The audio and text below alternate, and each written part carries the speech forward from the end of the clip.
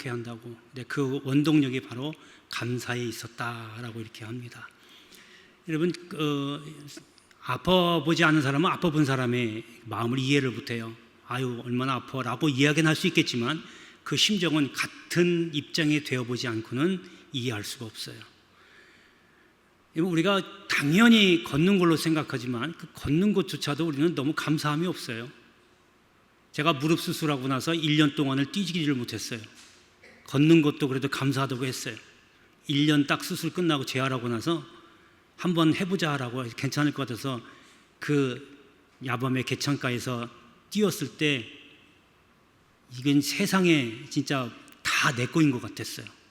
그 기쁨은요, 이루 말할 수가 없어요. 1년 동안 뛰지 못하다가 내가 뛴다는 게 이렇게 좋을 수가 없어요. 그러니까 그때 느꼈던 게, 야, 감사는 내가 찾으면 얼마든지 감사 찾을 수 있다. 그 감사를 찾으면 또 감사거리가 나온다는 거 꼭 기억하시길 바랍니다. 여러분, 걸어서 나오든 자동차를 타고 나왔든 어쨌든 집 밖에 문 열고 나왔다는 그 자체가 감사거리입니다. 병원에 있든 병원에 있질 않든 이렇게 예배 드릴 수 있도록 하나님 허락하신 것 감사하시길 바랍니다. 할렐루야. 오늘은 맥주 감사절입니다. 첫 번째 열매를 하나님께 드리면서 하나님 은혜에 감사합니다라고 지키면 그런 계절이기도 합니다. 유대인들에게는 이건 일주일 동안 행하는 아주 명절 같은 3대 명절 중에 하나입니다. 그래서 하나님의 주신 은혜를 함께 식구들끼리 모여서 함께 이야기하고 나누면서 일주일 동안 명절을 지키게 됩니다. 그래서 오늘은 감사하며 삽시다라는 제목인데, 어떻게 보면 다른 말로 하면 감사의 생활이라고도 할 수 있습니다. 누가복음에 보면 10명의 문둥 나병 환자로 되어 있죠. 나병 환자가 예수님을 만납니다. 이 나병이라는 건 당시에요. 지금은 치료가 가능합니다. 나병은. 근데 그 당시에는 불치병이었어요. 그래서 나병에 걸리면 이스라엘 사회 공동체에서 격리됩니다. 우리가 코로나 걸렸을 때 격리되었잖아요. 여러분, 그런 정도의 격리가 아니거든요. 이때는요, 우리는 그래도 집에서 꼼짝 않고 집에서만 있었잖아요. 그래서 사람들이 먹을 것도 갖다 주고 뭐도 하고 그랬죠. 그래서 살만해요. 그 정도면 그래도 집에서만 있었어. 근데요, 이 당시에 격리라는 건요, 아예 이스라엘 공동체라고 하는 이 사회 아예 밖에 나가 있는 거예요. 밖에 있어서 접촉을 못해요. 그러니까 이 아주 불행한 병이죠. 병도 잘 못 고치죠. 사람들하고도 만날 수 없는, 어울릴 수 없는 이러한 아주 불행한 병입니다. 근데 10명이 이 나병에 걸렸던 거예요. 그러다 예수님을 만납니다. 예수님, 저희를 불쌍히 여겨주세요. 그러니까 예수님께서 제사장에 가서 몸을 보이라 그럽니다. 예수님이 나았다라고 선포한 게 아니고 제사장에게 가서 몸을 보여라 그 한 얘기는, 그러면 불치병이 나을 경우에는 그 판단을 누가 하냐면, 당신은 의사가 없었잖아요. 제사장이 판결을 내립니다. 진단하고 증상을 보고 완치되었다라고 판정을 내립니다. 그러면 다시 들어와서 이스라엘 사회에서 가족들하고 같이 살 수 있어요. 그러니까 예수님께서 그걸 아시고 제사장에 가서 너 몸을 좀 보여줘라 그 얘기입니다. 지금 나병에 걸린 상태예요. 갑니다. 가는 도중에 나병이 고쳐져요. 그런데 그 중에 한 사람이 자기가 고침받은 걸 알고 다시 주님께 와서 감사합니다. 하나님께 영광을 돌립니다. 그러니까 예수님께서 하시는 말씀이, 너희가 고침받은 사람이 10명이 아니냐? 왜 9명은 다 어디 갔느냐? 왜 너만 와서 하나님께 감사하고 영광을 돌리느냐? 나머지 9은 어디냐? 주님이 그럽니다. 그러니까 왜 너만 감사하고 다른 사람은 감사가 없느냐? 그 얘기예요. 감사를 모르는 거예요. 왜냐하면요, 이 한 명은 사마리아 사람이었거든요. 나머지 9은 유대인이었어요. 그러니까 유대인들은요, 하나님께 선택받은 사람이라는 생각이 있어서 하나님이 당연히 은혜를 주셔야 되는 거예요. 그러니까 자기가 은혜 받은 건 당연한 거예요. 당연히 받을 것 받았는데 무슨 감사가 있느냐라고 하는 거죠. 그래서 유대인들은 감사가 없었어요. 여러분, 자식들도 가만 보면요, 당연히 부모님이 자식을 위해서 희생해야 되는 걸로 알아요. 그러니까 자식들을 위해서 부모가 희생해서 해주면요, 당연히 내가 받을 거 받은데 뭘 부모님한테 감사해, 이렇게 되는 거예요. 그러니까 그런 자녀들은요, 아무리 잘해줘도 감사를 몰라요. 그러니까 우리는 얼마나 감사해요. 아까도 말씀드린 대로 걸어 다닐 수 있게 해주셔서 감사. 비록 내가 몸이 찌뿌둥하고 아픈다 할지라도 그래도 아픈 것보다 안 아픈 게 더 많아서 감사. 찾아보세요. 그 모든 게 다 하나님의 은혜고 감사합니다. 지금 밖에 비가 와요. 비가 많이 오면 걱정되고 피해가 올 수도 있어요. 그러나 필요한 사람에게 비를 주시겠죠. 어떠한 상황이든지 간에 하나님이 다 은혜를 여러분에게 주십니다. 그러니까 안 좋은 것, 불평한 것, 불평하지 말고 나에게 있는 것을 찾아서 하나님께 감사해 보십시오. 하나님의 말씀의 진리가 진짜인지 아닌지 한번 테스트해 보세요. 하나님 말씀에 분명히 범사에 감사하라 그랬어요. 너희가 감사하면 또한 감사거리가 또 나온다는 거예요. 그래서 여러분, 우리 평생에 주님께 감사하며 주신 은혜에 늘 작은 것에도 감사하며 살기를 주의 이름으로 축복합니다. 자, 그럼 오늘 본문의 말씀을 통해서 어떤 감사를 해야 될지 한번 살펴보겠습니다. 자, 첫 번째는 복 주심을 감사해야 합니다. 자, 이스라엘의 세 번째 왕은 솔로몬입니다. 솔로몬은 왕위에 오르고 나서 얼마 동안은 하나님께 정말로 참 충성하고 신앙생활 정말 잘하고 열심히 했어요. 그리고 이제 하나님께서 약속하신 대로 부귀영화가 그 세계 누구도 쫓아왔을 정도로 이제 엄청난 부귀영화를 누립니다. 하늘에 닿아버려요, 그게. 그러니까요, 솔로몬이 목에 힘이 들어가요. 사람이 달라지는 거예요. 그러니까 이제 첩을 두는데요, 이게 한두 명이면 그렇다 쳐요. 1000명이나 첩을 둡니다. 그것도 이방인들을 1000명을 첩으로 둡니다. 그러니까 이방인들이 시집 올 때에 자기들이 섬기던 그 우상을 갖고 온 거예요. 그리고 자기 남편 솔로몬에게 우상 섬기라고 자꾸 꼬드기는 거죠. 솔로몬이 이제 점점점 하나님과 멀어지게 됩니다. 하나님께서 보시니까 괘씸하거든요. 그래서 벌을 내리려고 했는데 그 아버지 다윗을 생각하고 솔로몬 그 시대 때는 벌을 안 내립니다. 그리고 솔로몬 자식 때에 가서 나라를 둘러 쪼개버려요. 여러분, 솔로몬은요, 세상에서는 성공했어요. 세상의 눈으로 보기에는 성공한 사람이에요. 하지만 신앙에는 실패했던 사람입니다. 우리는 솔로몬은 지혜의 왕으로만 부각되어 있어요. 솔로몬은 부귀영화를 누렸으니까 우리 솔로몬처럼 기도하고 지혜를 구합시다라고 이렇게 얘기할 수 있어요. 여러분, 그것도 좋지만 솔로몬이 마지막에 왜 실패했는지를, 신앙에 실패했던 사람 중에 하나를 잘 얘기를 안 해요.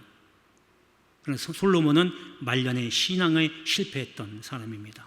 여러분, 잘 믿다가도 마지막에 가서 예수 부인하면 아무 소용없어요. 끝까지 믿는 자가 구원을 얻는 겁니다. 할렐루야, 할렐루야. 여러분, 오늘 이 솔로몬이 신앙이 왜 실패했는가 한번 잘 살펴보면요, 첫 번째가 뭐냐면 세상에서 잘된 것들이 나를 교만하게 만든 거예요. 내가 돈이 없어 찔찔찔 힘들게 살다가 하나님이 은혜 주셔서 이제 물질을 채워주십니다. 목에 힘이 들어가요. 어깨에 힘이 들어가고 나 까불지 마, 이렇게 되는 거예요. 낮은 자리에 있어서 굽신굽신거리다가 하나님이 은혜 주셔서 높여주셨더니 이제는 그 높은 자리를 가지고 사람들을 부리며 악을 행합니다. 하나님 그걸만 보거든요. 그래서 지난번에도 말씀드린 것처럼 하나님 교만한 자를 대적하시고 겸손한 자에게 은혜 주시는 거예요. 세상 사람들도 그러잖아요. 벼는 익을수록 고개 숙인다고.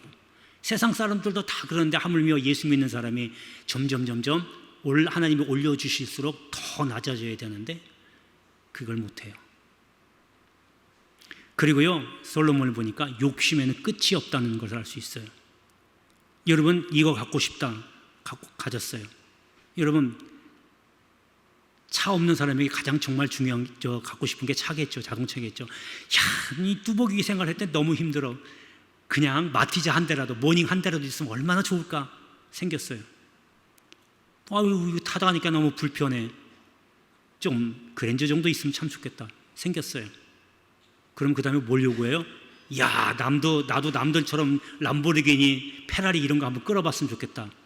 끝이 없는 거예요. 어디까지 만족시켜 줄 수 있어요? 솔로몬 보니까요, 첩도 한 명도 아니고 1000명이 나와줬대요. 첩이 뭐가 필요했어요? 아내 한 명이면 족하잖아요. 할렐루야. 아멘 안 하신 분은 어떻게 된 거예요?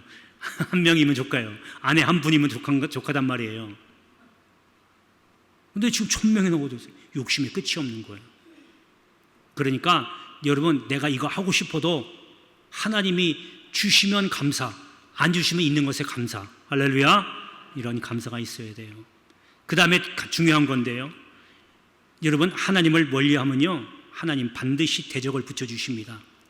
뭐 솔로몬처럼 주변에 이 국가를 그렇게 붙여주시는 게 아니고, 여러분들은요, 하나님 멀리하시면 그러한 나를 자꾸 어렵게 하고 힘들게 하고 못살게 구는 사람을 옆에 붙여주신다니까요. 그렇다고 대놓고 야야야 그런 사람도 있을 수 있겠지만 거의 뭐예요? 여러분 마음을 자꾸 힘들게 만들어요. 괴롭힙니다. 그럼 뭐예요? 아, 내가 뭔가 조금 서운해지고 있는 거 빨리 깨달아야 돼요.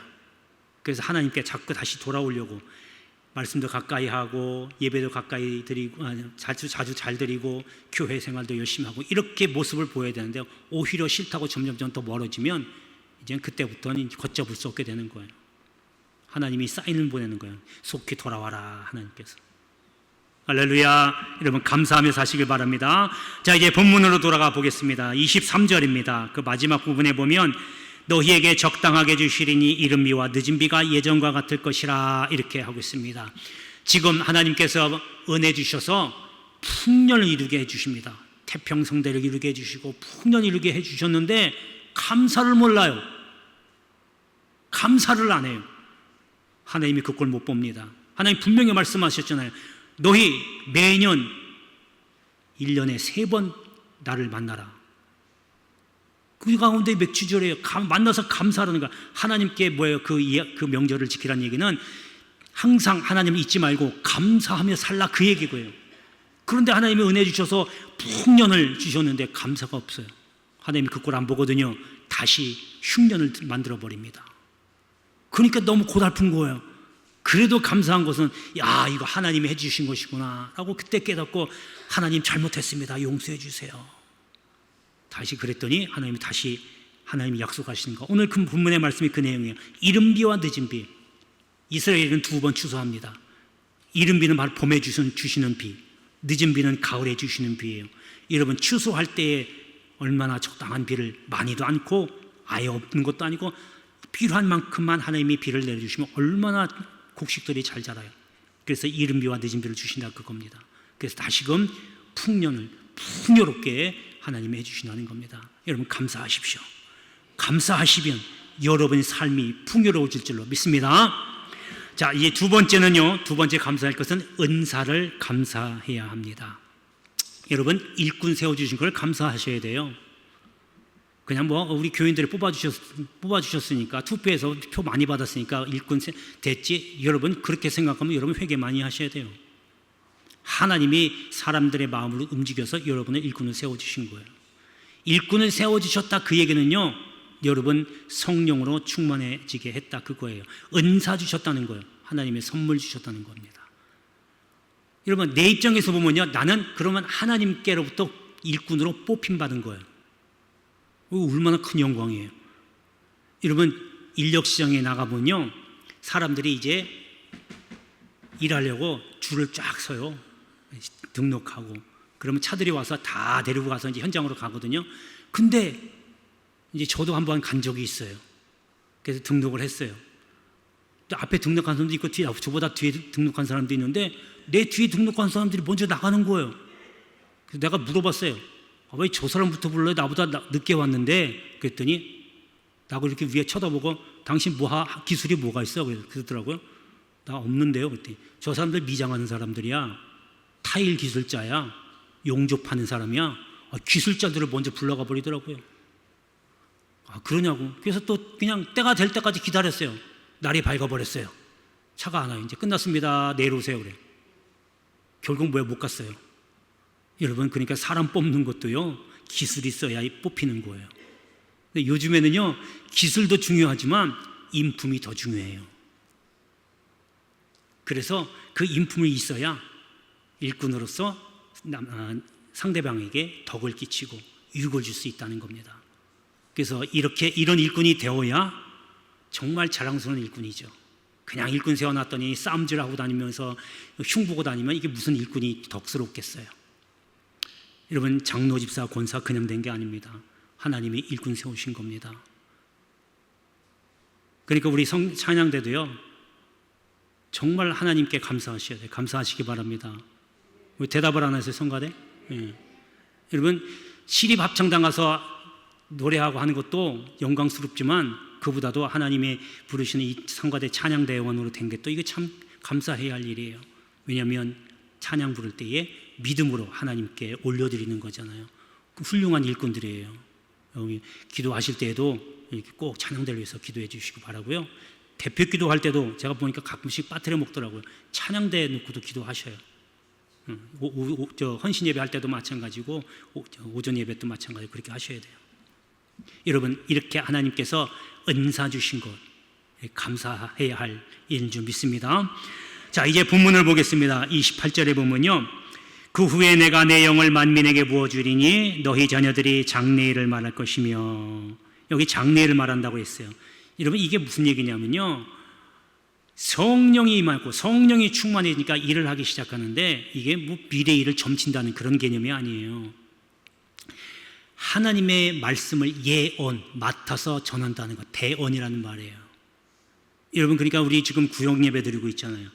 구역 강사님들요, 여러분 정말 막중한 임무가 있는 거예요. 왜 그걸 자꾸 회피하고 안 하려고 그래요? 하나님이 주신 은사고 일꾼 세워주신 건데, 구역 강사들은요, 하나님의 말씀을 그 구역 식구들에게 대언하는 역할을 하는 거예요. 정말 구역장도 중요하지만 구역 강사는 더 중요한 거예요. 말씀을 전하기 때문에. 그러니까 여러분, 구역 예배 우습게 보지 마시고 구역 강사 담당하신 분들요, 이걸 가볍게 여기지 마세요. 하나님이 일하라고 뽑아놨는데 나 몰라라 하게 되면 여러분 나중에 심판됐을 때 너 내가 맡겨준 일 잘하고 왔냐? 그러면 뭐라고 하실 거예요? 하나님, 그래도 나름대로 한다고 최선을 다해서 왔습니다 라고 하실래요? 머리 극적극적거리면서 하나님 죄송합니다, 할 게 한 게 없네요 라고 할 거예요. 야단 맞아요. 자, 그러고 나서 뭐냐면 젊은이는 이상을 본대요. 이상은요, 여러분 지난번에 말씀드린 것처럼 보이지 않는 세계, 보이는 세계에 있다고 그랬죠. 이 보이지 않는 세계를 보는 거예요. 보이지 않는 세계를 본다고 우리가 사람으로 눈으로 보는 것처럼 그렇게 보는 게 아니고요. 여러분, 하나님 말씀이 내려오잖아요. 말씀은 눈에 안 보이잖아요. 그렇죠? 이런 것들을 내가 듣고 이게 무슨 말씀인지 깨닫는 거예요. 이게 어떻게 적용을 해야 되는지를 알게 되는 거예요. 지혜를 얻는 겁니다. 이게 이상을 보는 겁니다. 물론 환상을 볼 수도 있어요. 사도 베드로처럼 보자기 내려온 환상도 볼 수 있고 여러 가지 많은 것을 볼 수 있지만, 그보다 더 중요한 거는 하나님의 말씀 내려오는 것을 내가 그걸 깨닫고 알고 이해하고 아멘으로 진짜 내 가슴 속에 새겨들을 수 있다고 봅니다. 그게 이상을 본다는 거예요. 이게 뭐예요? 일꾼들에게 주어진 거예요. 그러니 일꾼들이 얼마나 감사해요. 찬양대 찬양을 부르죠. 우리도 물론 찬양을 다 함께 찬송가로 부르지만, 여러분 이런 은사를 받으신 분들은요, 찬양을 부를 때 가슴에 찡하는 게 옵니다. 가사의 은혜가 돼요. 음에도 은혜가 되지만, 그러면 그게 뭐예요? 이제 하나님이 내게 하나님의 영을 부어주셨구나. 그것 때문에 내가 이렇게 일꾼으로 됐구나. 여러분 감사하시길 바랍니다. 할렐루야. 찬양대 주님 부르시는 까지 열심을 다해서 찬양하길 바랍니다. 예. 자, 그다음에 마지막 세 번째는요, 구원을 감사해야 합니다. 자, 그 다음 절 보니까요, 31절에 여호와의 크고 두려운 날이라고 합니다. 여러분, 여호와의 크고 두려운 날은 심판하는 날이에요. 여러분, 우리는 딱 한 번 생애를 살고 그 다음에 죽습니다. 그 다음에는 천국과 지옥으로 갈려져서 가게 돼 있어요. 그리고 이제 그 다음에 주님이 마지막 날에 오십니다. 2024년 전에 주님이 이 땅에 오셨을 때는 우리를 구원해 주시기 위해서 오셨고요. 이제 멀지 않아 주님이 다시 오실 텐데 그때는 이제 여러분들을 천국 가는지 지옥 가는지 구분하러 오시는 거예요. 근데 그 심판할 때요, 누구 먼저 심판하느냐? 교회부터 심판합니다. 세상 사람들부터 하는 게 아니에요. 교회 쭉정이 신자와 알곡 신자를 갈라놓습니다. 쭉정이는 여러분 농사지니까 잘 아시잖아요. 속에 아무것도 없어요. 그러니까 쭉정이 신자라는 얘기는 뭐냐요? 겉에는 예수 믿는 사람이에요. 겉으로는 크리스찬이에요. 근데 속을 딱 열어보면 아무것도 없어요. 믿음도 없고 예수님에 대한 생각도 아무도 없고 그냥 흐름 따라 살아가는 거예요. 이런 게 쭉정이 신자입니다. 이 쭉정이 신자를 주님이 골라내서 불에 넣는다 그래요. 그리고 알곡 신자는 주인의 기쁨에 참여한다고 합니다.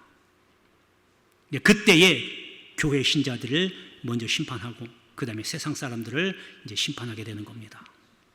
그때가 이제 그 여호와의 크고 두려운 날이라고 하는데 그때 32절 마지막에 보면 뭐라고 하냐면 여호와의 이름을 부르는 자는 구원을 얻겠다라고 합니다. 우리가 예수 믿으면 구원받습니다.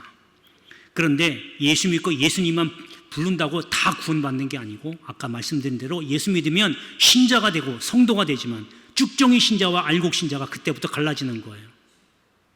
그래서 예수님 부르는 자만 해당되는 게 아니고 예수 믿으면서 거듭나는 사람, 변화된 사람, 생각이 바뀌고 태도가 바뀌고 내가 내 중심으로 살았던 내 삶의 방식이 너를 위한 삶으로 너에게 유익을 주고 덕을 끼치고 너에게 도움을 줄 수 있는 나보다 내 중심에서 예수 그리스도의 중심, 이웃을 생각하고 이웃을 사랑하는 그런 중심의 삶, 이것이 예수 중심의 삶이에요.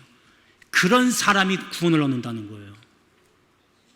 그걸 못하게 하기 위해서 여러분 계속 믿음을 까먹게 하는 거예요. 주변에서 욕하게 만들고 원망하게 만들고 불평 터뜨리게 만들고 손가락질하게 만들고 이렇게 하는 겁니다.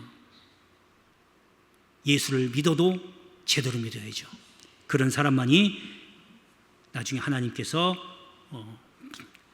부르시고 또 그런 사람만이 이 환난 날에도 그런 사람만이 주님이 찾으시는, 그래서 주님이 영광을 받게 되는 그런 날이 온다라고 하는 겁니다. 여러분 알곡 신자가 되신 것을 감사하세요. 먼저 예수 믿게 하게 해주신 것을 감사하시고 그 다음에 무엇보다도 알곡 신자로 성장할 수 있도록 해주신 것을 하나님이 항상 감사하시길 바랍니다. 그리고 하나님이 구원을 이루신 그 구원의 날을 소망하면서 이겨내시기를 주 이름으로 축복합니다. 기도하겠습니다. 은혜로우신 아버지.